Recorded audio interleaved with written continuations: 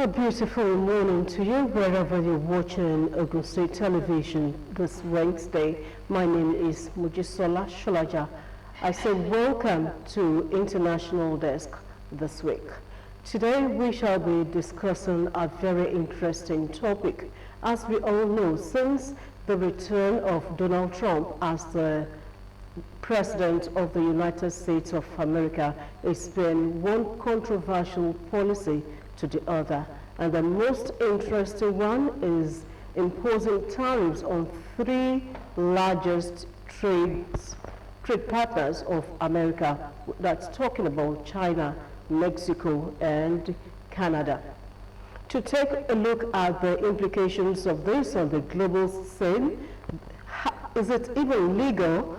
How did we arrive at that? I have with me Dr. Olutola Shobande. He is an international analyst, but then a pharmacist by profession. Good morning, doctor. Good morning, Moji Sola Sholaja. Yes, you get it. I should let them know, every time you hear show in a surname from Abeokuta, always watch out. I'm the exception though. So. Yes, you're most welcome to International Desk. Thank you. And it will be an interesting session. He actually promised that behind the scene. Now let's begin with how this evolved since Trump's return. When we talk about trade war now, the imposing tariffs on the three largest trade partners of America. Anyone that tells you they understand Trump this time around will be lying. It has everybody confused. The only thing that's constant about Mr. Trump is his racism, white supremacy. That's ever constant. So he has no time at all for Africans. So if he has no time for Africans,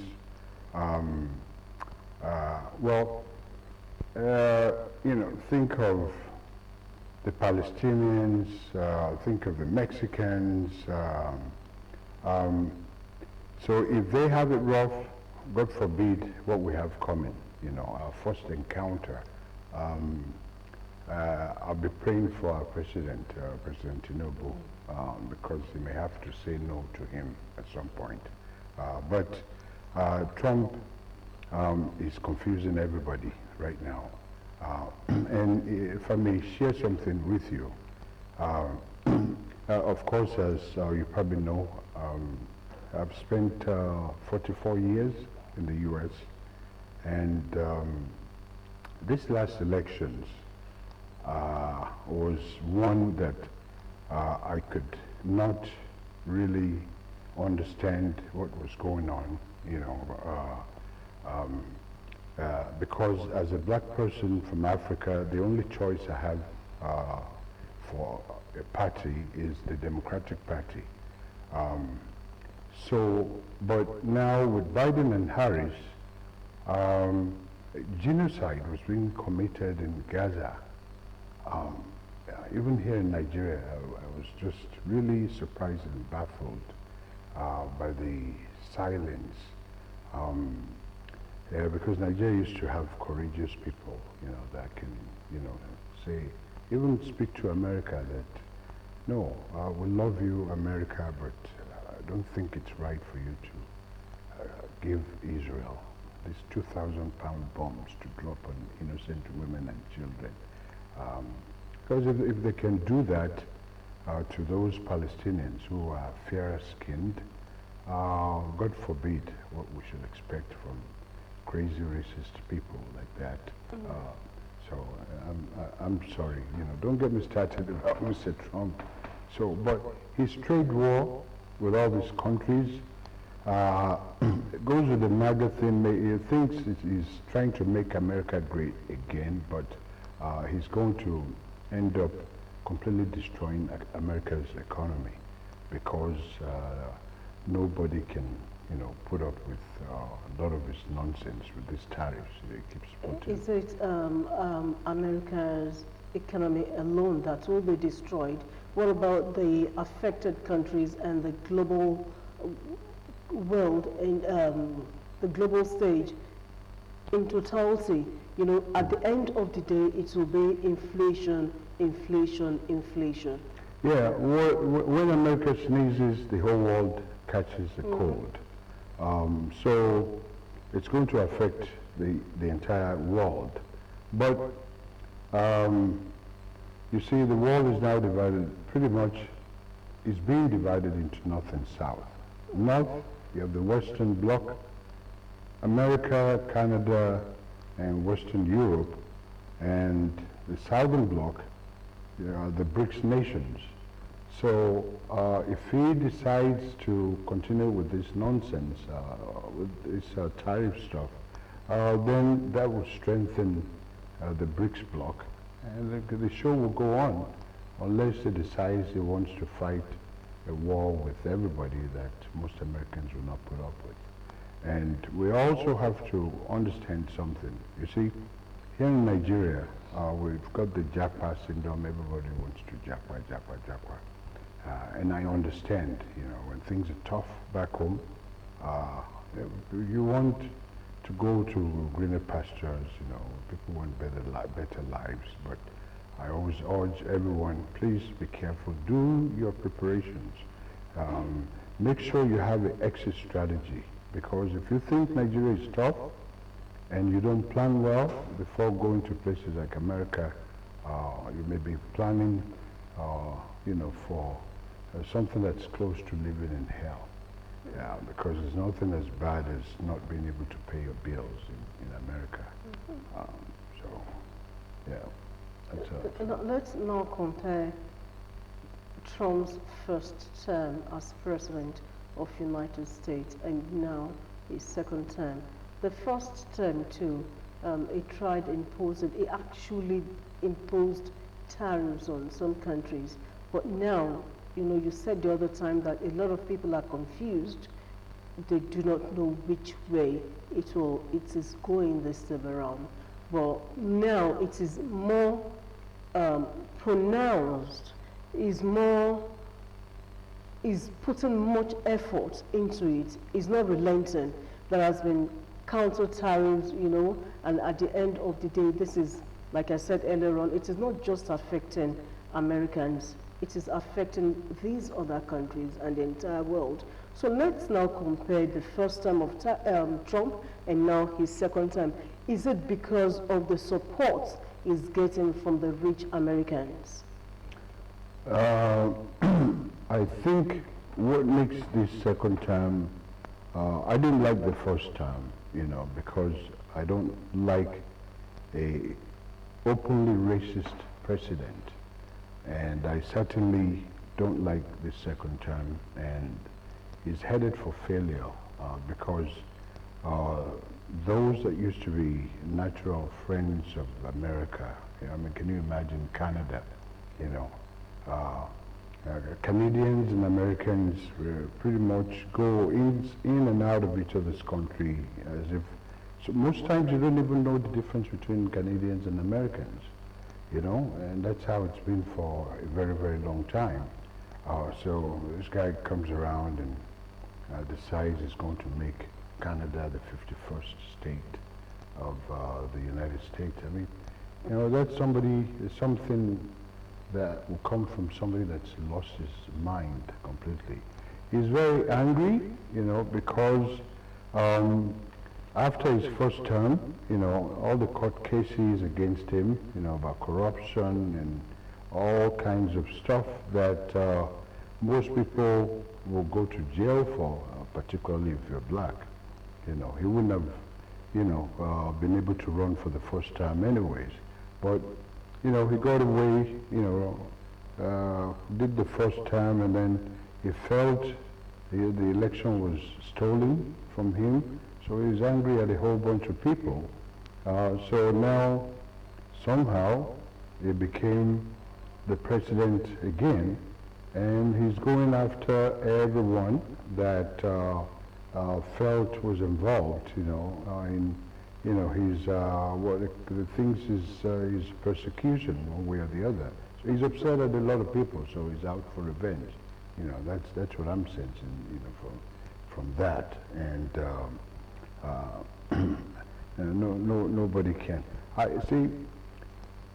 I thought when I was watching Biden-Harris and how they were conducting themselves, first with the Ukraine war, the Ukraine war was a complete waste of time and waste of lives and money, American taxpayers' money, myself included. I feel privileged to be an American, but I paid a price. I lost, much of my vision. Practicing pharmacy in America, things happen. You're busy trying to take care of your family and all kinds of things. And thank God I practiced pharmacy in 5 different states in the U.S. And my prayer, my dream was to come back home and give back. But Trump, Biden-Harris, we were watching live on Al Jazeera would show you, every single day. And we're asking for ceasefire, and America gets in there, says no ceasefire. Let's just give these people a break. Let's stop bombing. I don't think people in Nigeria can imagine what it's like, to have F-16 or F-35 flying over you. The sound will literally be shaking the building. I'm not talking about them, those planes dropping bombs, but imagine people living through this and bombs being dropped, 2,000-pound bombs dropped on women and children. There will be a day when all of us, particularly Christians, will have to ask ourselves what we were thinking. And we'll still have a lot of Christian supporters of Israel. And I'll say this is not the Israel we're reading about in the Bible.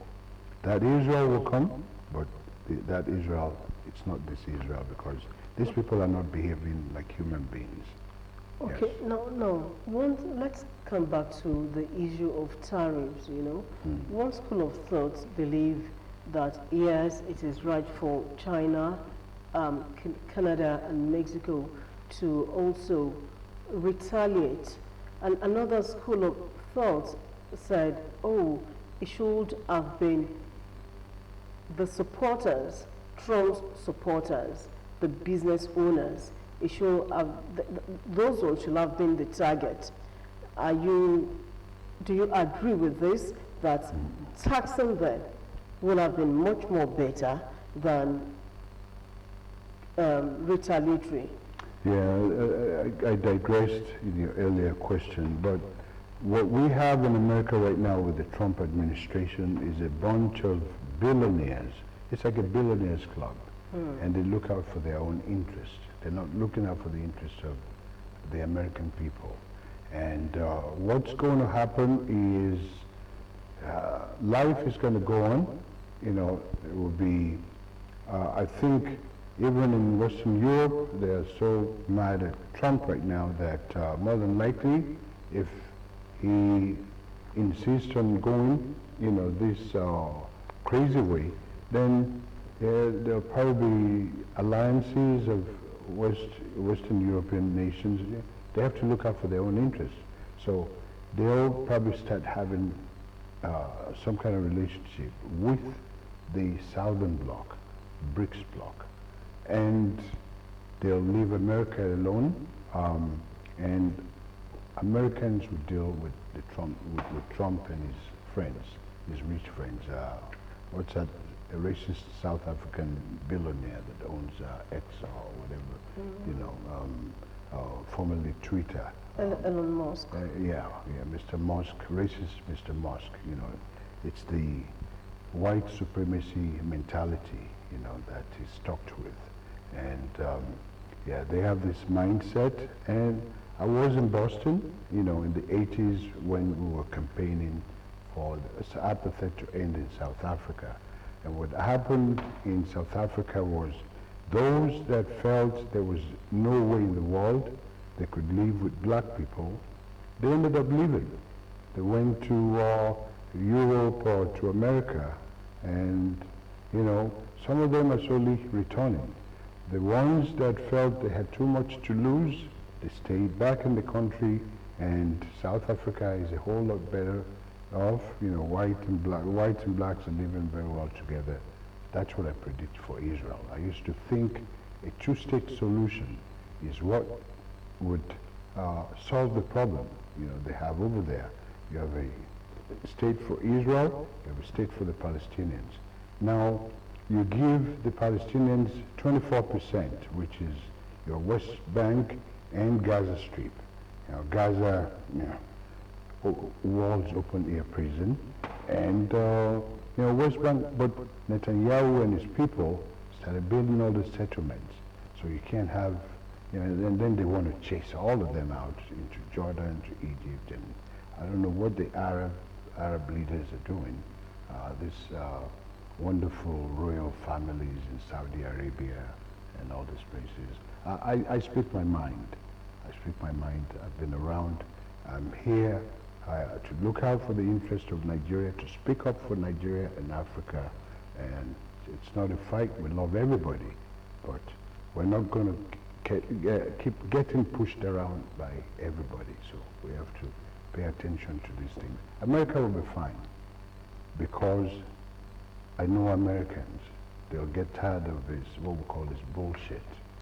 Mind my Spanish. They'll get tired of it, and he'll be kicked out. And America will return to democracy, because that's not what they have there right now. Okay. Well, International Desk will come back shortly after this time out.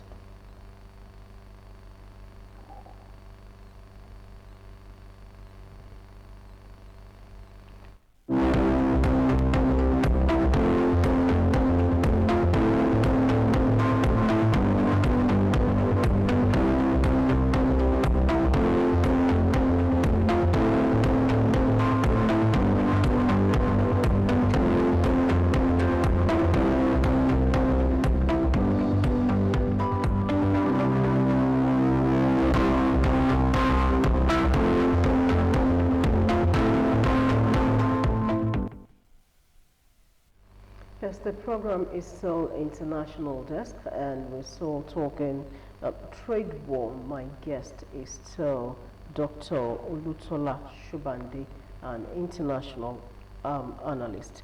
We have talked about what sparked the trade war, really. What sparked the trade war? Mr. Trump thinks he's trying to make America great again. America is already great. And what would make America greater would be America appreciating the diversity that it enjoys. See, you could come from any part of the world, and you're in America, everybody conforms, and everybody most times finds ways to get along. So this is quite unique, you know, that you don't get that, you know, from, you know, most other countries. So that's the kind of example that America should be, you know, trying to project to the rest of the world, you know, because then, you know, that matches with, you know, what, you know, with democracy, rule of law, you know, treating, you know, everyone fairly, regardless of their skin color and all of that. But when you have somebody like Trump that wants to go back, make America great again means going back to, you know, the 1700s and all those times when black people were slaves. That's not going to happen. We're not going to put up with it. So what will be the consequences of the trade tensions we're experiencing now? What will be the consequences? Yes, of the trade tensions ongoing. Well, the consequences, I was just in, today's date is mid-March. I was just in America. I came back just about 6 weeks ago. I spent a month, and I was amazed at the rising cost of, just the basic common things. And that was before I left January 1, right on New Year's Day. I returned February 3rd, thereabout. And it didn't look good. I think Trump came in while I was there, and it was amazing. Undocumented people, professionals. People were hiding all over the place, because they were picking people up in churches and mosques and clubs. It's just about everywhere. So everybody was running scared. So cheap labor is very important. There are certain jobs that even blacks don't want, like picking cottons and stuff. Black people used to do that during slavery. They don't want to do that. The African Americans don't want to do those kind of jobs again. So we rely on the Mexicans next door to do a lot of these jobs. So when you push them out, raising chicken, the eggs we need, and all of that, the price of everything is going up. Now you push these people where you get this cheap labor from, you push them out, it's going to get worse. And Americans are going to get fed up with the nonsense. And they're going to say, enough. Even the MAGA people, they'll feel it in their pocket. So that's what's going to happen. Will this give China an edge over America in the global market? Oh, so certainly. China is already having the edge. They're just going to further help China, by this stuff that Trump is doing. So it doesn't make any sense whatsoever. The only way America can compete with China right now is to improve on its diversity, preach it to the world. We are one, regardless of color, race, ethnicity, religion, imagine, there's war in the Middle East over, Jewish and Palestinian and, Islam. In America, Jewish, Islam, Christianity, Hinduism and Buddhism, everybody coexists happily together. America needs to continue to sell that to the world, not this nonsense that Mr. Trump is doing. Okay. Yeah. Yes, and no, I just have to thank you because our time is fast spent, so I appreciate your comment on the program International Desk. Thank you for being my guest this week, and thank you for sharing. Moji, yes. How come time always goes by so fast when I'm on OG TV? It's always beautiful, being back home. You guys are awesome, Thank so you. You're all family, Thank you so much. Being here. We appreciate your kind words. Thank you. Please invite me back, especially on international matters. I love America, and I want the best for America, but sometimes they make the wrong choices. So. Okay, it happens once in a while. We all make wrong choices once in a while. That's true. Okay, that's how far we can go on the program International Desk this week. Thank you once again, Dr. Shubande. And I urge you to join us same time next week for a fresh edition. I remain Mojisola Shulaja. Bye for now.